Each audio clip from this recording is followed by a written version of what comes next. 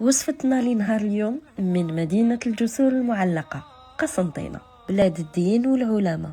رخصيص الجوزي اللي يحضروه لعزازهم، القهوة العصر ولا سهرة رمضان. وبسميد ماما راح يجيكم كي الكاطو. استعملت المتوسط، وبحكم حبته ماشي خشينه راح يجيني على الكيف كيما يقولوا ناس. حطيت 4 كيلات، وفي كل كيلة نص مغرفه صغيره تاع الملح، مغرفه صغيره معمره عسل حره، كيلة ناقصه صباع زبده اللي كملتها بالزيت. بعد ما دخلت مليح البسوس في الدقيق، بللت بنصف كيلة ما ورد مقطر، ونبدا نبلل ونرخف بالماء ونعجنها يابس، ندلكها مليح حتى تطرالي ويتفتح لونها. في الاخير نحط كيلة تاع الجوز مرحي يكون مهزوز وماشي رقيق. واش قدركم ربي. نلوز 4 خبيزات صغار. رخصيص الجوزي يجي صغير ونطرحوه رقيق ويطيب فوق الطاجين المسرح، نار متوسطه، ريحته عبقت لي الدار. صدقوني كاطو ماشي كسره، يتقدم بواحد المشروب معروف تام. بصح نحبكم نتوما تقولوا لي اسمو، ودرك فهمتوا علاش يتحط العزاز ونفسكم ماشي عزيزه،